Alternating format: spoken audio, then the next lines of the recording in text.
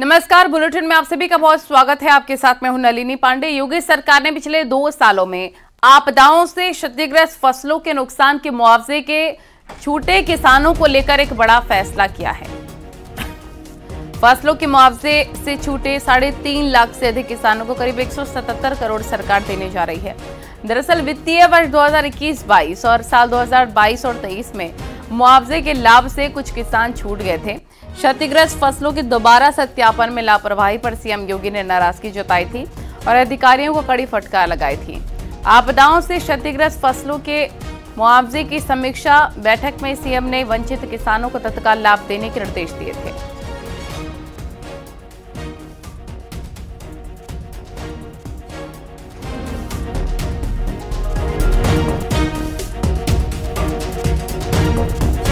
और पीएम मोदी से मिला कर्पूरी ठाकुर का परिवार। दिल्ली में पीएम आवास पर मुलाकात हुई। पीएम मोदी ने ट्वीट करके लिखा, भारत रत्न से सम्मानित जननायक कर्पूरी ठाकुर जी के परिजनों से मिलकर काफी खुशी हुई है।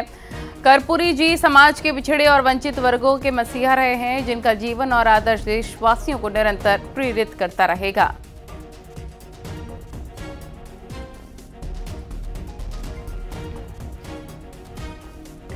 न्यूनतम समर्थन मूल्य की गारंटी के लिए कानून बनाने और अन्य मांगों को लेकर संयुक्त किसान मोर्चा ने दिल्ली कूच का ऐलान किया है। हालांकि दिल्ली पुलिस ने किसानों को गाजियाबाद के रास्ते दिल्ली जाने से रोकने के लिए गाजीपुर यूपी गेट समेत तमाम बॉर्डर को सील करने की तैयारी कर ली है। किसानों को दिल्ली जाने से रोकने के लिए गाजीपुर यूपी गेट पर कंक्रीट की दीवार लगा दी गई है। ये तस्वीरें हम आपको दिखा रहे हैं। दिल्ली पुलिस के कंक्रीट की दीवार के साथ साथ वाटर कैनन की गाड़ियां खड़ी कर दी गई ताकि किसानों को रोका जा सके।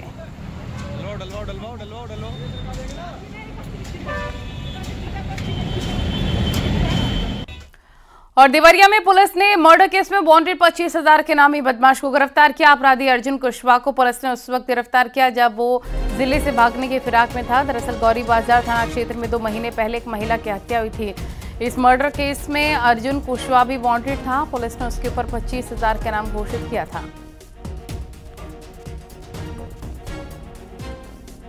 में थाना गौरी बाजार पर पंजीकृत अभियोग में एक वांछित एवं 25,000 रुपये के इनामी अभियुक्त को बैतालपुर के पास से गिरफ्तार करते हुए नियमानुसार कार्रवाई की जा रही है। शाहजहांपुर में पुलिस और एसओजी की संयुक्त टीम को 3 एटीएम चोरों को गिरफ्तार कर लिया गया है। इन चोरों के पास से 9 एटीएम 80,000 रुपये और 3 मोबाइल बरामद हुए हैं। बताया जा रहा है कि बैंक ग्राहकों के पैसे निकालते वक्त एटीएम बंद कर देते थे और फिर एटीएम चालू करके पैसे निकाल लेते थे। इस तरह से वो बैंक में धोखाधड़ी किया करते थे। इस मामले में अब गिरफ्तारी हुई है।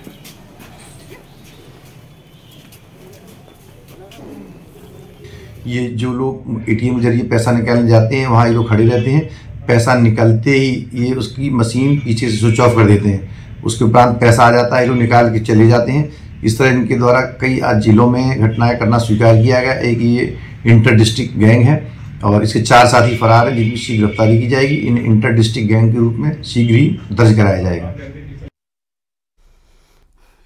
कानपुर पुलिस 1 साल पहले हुई चोरी का खुलासा नहीं कर पाई है। इसके बाद पुलिस ने केस में फाइनल रिपोर्ट लगा दी है। इसकी सूचना पर पुलिस के अधिकारियों को लगी तो एक बार फिर से जांच के आदेश दिए गए हैं।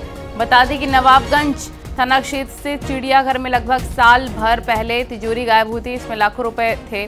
काफी दिनों की छानबीन के बाद पुलिस को चिड़ियाघर के अंदर से ही तिजोरी बरामद हुई और उसके बाद चिड़ियाघर में ही पैसे पड़े मिले थे। एसीबी कर्नलगंज अब मामले की जांच कर रही है और एक बार फिर से चिड़ियाघर के कर्मचारी को पूछताछ के लिए तलब किया गया है। ये मेरे संज्ञान में प्रकरण आया है जिसमें एफआईआर लगी हुई है और एसीपी ने पुनः एफआईआर को रोक करके और पुनर्विवेचना के निर्देश दिए हैं। मैं जो है उसको गहनता से के साथ में कार्रवाई कराने हेतु निर्देश मेरे द्वारा भी दिए गए हैं और जो भी तथ्य आएंगे उन तथ्यों के अनुरूप उसमें विधिक कार्रवाई सुनिश्चित की जाएगी। कानपुर के चिड़ियाघर की तिजोरी से 6 लाख रुपए का गायब हो जाना, तिजोरी समेत, और उसके बाद तिजोरी का फिर उसी चिड़ियाघर में मिल जाने के मामले में 1 साल तक जांच चली और उसके बाद आईओ ने उसमें फाइनल रिपोर्ट लगा दी। ना आईओ ने सीसीटीवी फुटेज खंगाले और ना ही प्रॉपरली बयान लिए। इन सब के मामले को ध्यान में रखते हुए पुलिस के अधिकारियों के पास जब ये मामला पहुंचा तो डीसीपी के नेतृत्व में एसीपी को ये निर्देशित किया गया कि अब एक बार फिर से बयान होंगे, यानी जांच वगैरह फिर से होगी और उन लोगों के लिए परेशानियां फिर बढ़ने जा रही हैं जिन्होंने इस तिजोरी के पैसे को पहले गायब किया और फिर वापस इसे चिड़ियाघर में फेंक दिया। और सीएम धामी का बड़ा ऐलान, बनभूलपुरा में होगा थाने का निर्माण, अतिक्रमण वाली जगह पर होगा निर्माण, दंगाइयों के लिए राज्य में जगह नहीं। धामी की तरफ से कहा गया, बनभूलपुरा हल्द्वानी में जिस जगह में अवैध अतिक्रमण हटाया गया था वहां पर अब पुलिस थाने का निर्माण किया जाएगा। उपद्रवियों और दंगाइयों के लिए हमारी सरकार का स्पष्ट संदेश है कि देवभूमि की शांति से खिलवाड़ करने वाले किसी भी व्यक्ति को छोड़ा नहीं जाएगा। ऐसे उपद्रवियों के लिए उत्तराखंड में कोई स्थान नहीं है।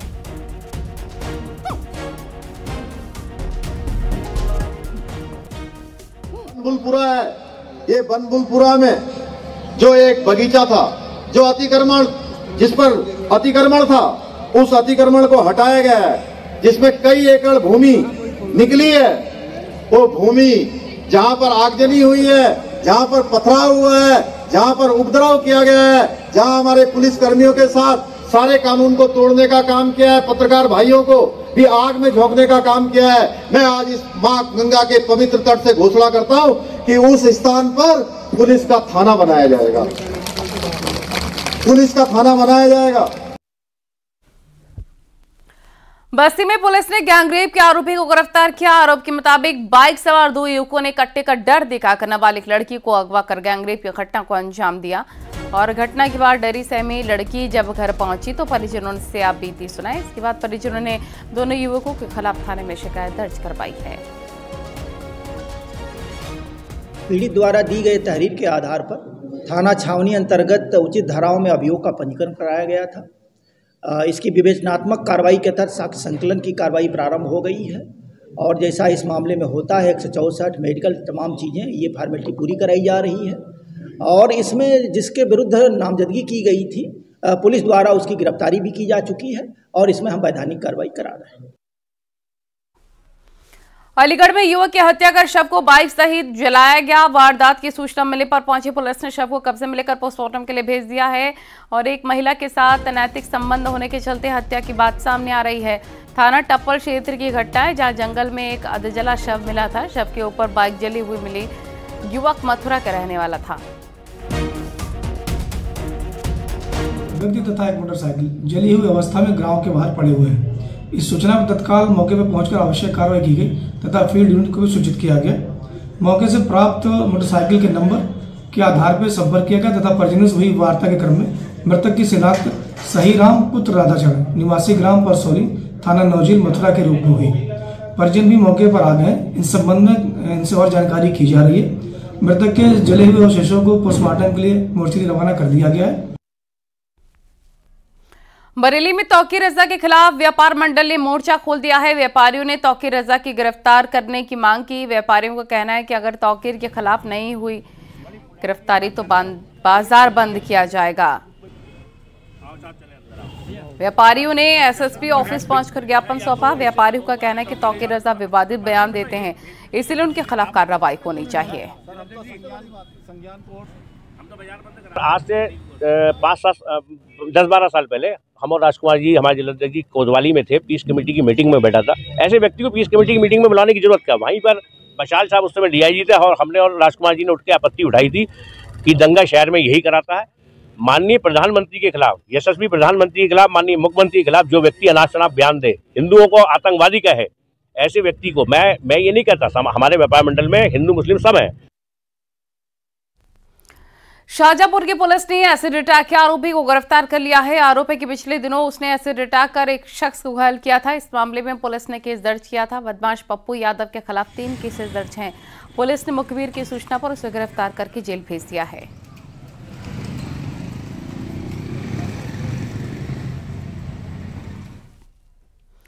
कानपुर शहर में आवारा कुत्तों का आतंक देखने को मिल रहा है। आवारा कुत्तों ने एक बच्चे पर हमला कर दिया जिससे वो गंभीर रूप से घायल हो गया। आवारा कुत्तों ने मासूम बच्चे के पैर और हाथ में काटकर घायल कर दिया। बच्चे की आवाज सुनकर कुछ लोग दौड़कर आए भी और काफी मशक्कत कर कुत्तों को भगाया। पूरी घटना कैमरे में कैद हो गई। घायल बच्चे को अस्पताल पहुंचाया गया है।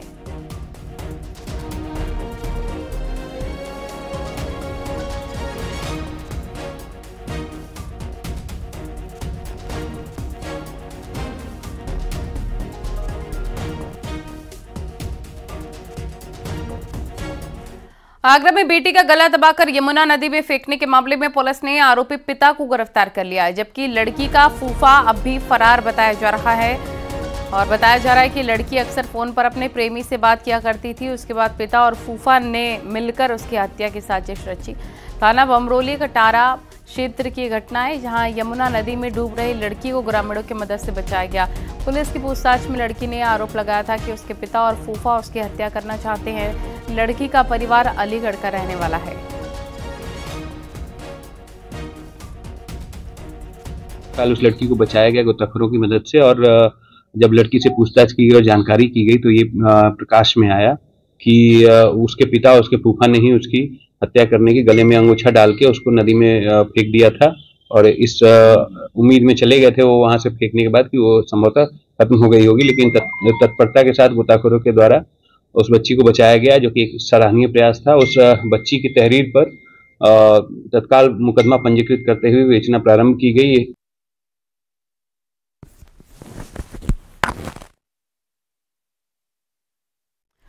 अलीगढ़ में छर्रा पुल के नीचे रेलवे ट्रैक पर ट्रेन से कटकर युवक की दर्दनाक मौत की खबर सामने आई है। मौके पर पहुंची पुलिस की टीम ने शव को कब्जे में लेकर पोस्टमार्टम के लिए भिजवा दिया। शव की शिनाख्त अभी नहीं हो पाई है।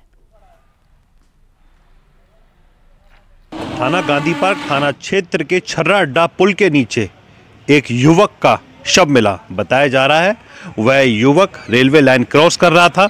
किसी कारणवश रेलवे लाइन क्रॉस करते समय वह ट्रेन की चपेट में आ गया और उसकी मौत हो गई। पुलिस ने उसका पंचनामा भर उसके शव को पोस्टमार्टम के लिए भेज दिया है। फिलहाल शव की शिनाख्त नहीं हो पाई है। मोर्चरी में उसका शव रखवा दिया गया है। अलीगढ़ से न्यूज़ 18 रंजीत सिंह। प्रतापगढ़ में सड़क हादसे के बाद शराब तस्करी का खुलासा हुआ है। कुंडा कोतवाली के पुराना बाबूगंज इलाके में हाईवे पर दो ट्रक के बीच बीती रात भीषण टक्कर हो गई। हादसे में ड्राइवर समेत दो व्यक्ति घायल हो गए हैं। सूचना पर पहुंची पुलिस ने जब ट्रक पर लदे शराब को देखा तो उसके होश उड़ गए। दरअसल अवैध शराब पंजाब से बिहार ले जाई जा रही थी। पुलिस ने 30 लाख कीमत की 420 पेटी अंग्रेजी शराब को जब्त किया। पुलिस ने ट्रक ड्राइवर और कंडक्टर को गिरफ्तार कर लिया है। देखिए, पुलिस अधीक्षक महोदय के आदेश के क्रम में अपराधिक अभियान चलाया जा रहा था। इसी दौरान थाना कुंडा पर 112 सूचना प्राप्त हुई कि दो ट्रकों में एक्सीडेंट हो गया है। तो इंस्पेक्टर कुंडा मौके पर पहुंचे और जो घायल थे उनको अस्पताल भिजवाया गया। जब उस ट्रक को देखा गया तो उसमें लकड़ी का बुरादा था। उस बुरादे के नीचे जो है लगभग 420 पेटी शराब की पेटी मिली है। आगरा के डॉक्टर भीमराव अंबेडकर विश्वविद्यालय में अब किसी भी छात्र संगठन को प्रवेश नहीं मिलेगा। इसके साथ ही जिन छात्र नेताओं पर मुकदमे हैं उनको परिसर में प्रवेश के लिए बैन किया जाएगा। आचार संहिता लागू होने के कारण परिसर में प्रदर्शन करने पर कानूनी कार्रवाई की जाएगी। सिर्फ आवासीय संस्थान के छात्र ही आई कार्ड दिखाकर परिसर में एंट्री कर पाएंगे। अन्य किसी भी व्यक्ति को प्रवेश पास बनाकर ही प्रवेश मिलेगा। अपनी ओर से जो यूनिवर्सिटी की तैयारियां हैं वो ये हैं कि यूनिवर्सिटी की ओर से एक शासन को और पुलिस विभाग को पत्र भेजा जा रहा है। उसमें ये बताया जा रहा है क्योंकि पूरे आगरा में धारा 144 है, इसके तहत हर प्रकार के धरने प्रदर्शन पर रोक लग गई है। और उसके अलावा जो भी कोई छात्र संगठन है, चाहे वो किसी भी पार्टी के हों, उन सभी छात्र संगठनों के प्रवेश पर यूनिवर्सिटी के सारे कैंपस में रोक लगाने की तैयारियां हो रही हैं।